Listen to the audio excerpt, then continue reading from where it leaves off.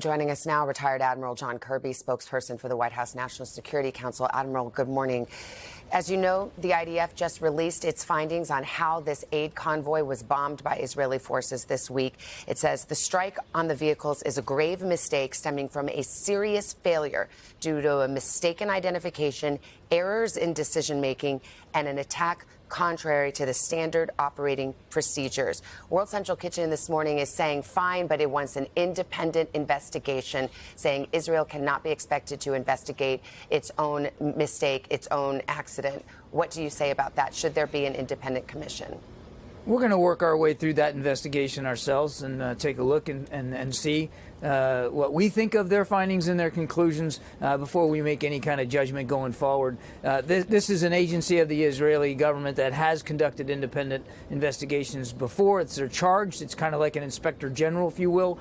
They've done this responsibly in the past. But again, we'll reserve judgment until we have a chance to go through those findings. Do you consider this to be a one-off, or is there a trust problem here? I mean, it's the U.S. who's sending these weapons. These are U.S.-made weapons in most cases that are going to Israel, and the way they're being used matters.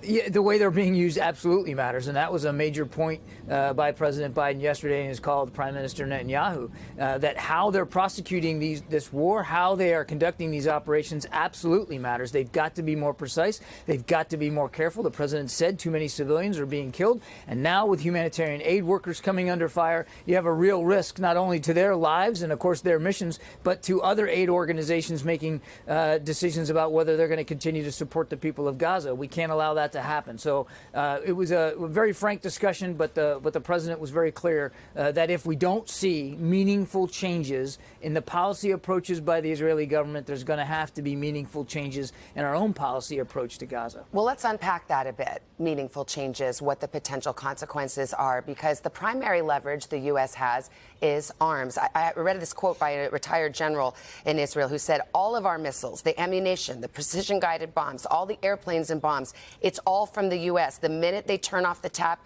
you can't keep fighting. Everyone understands that we cannot fight this war without the United States, period.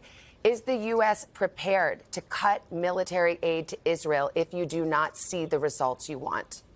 I don't want to get ahead of the president or close down any of his decision space, Savannah. He made it clear yesterday, if we don't see meaningful changes in their policy, we'll have to make changes to our policy. And I think I'd better just leave it at that. I will note that one of the things the president did talk about with Prime Minister Netanyahu was the threat, the very real threat that they are facing from Iran right now, a very public threat by the Iranians. And the president made it clear that our support for Israel and their self-defense is not going to change. That's an ironclad commitment that the United States has made over previous administrations, Republican and Democratic, and we're going to make sure that we meet that commitment as well.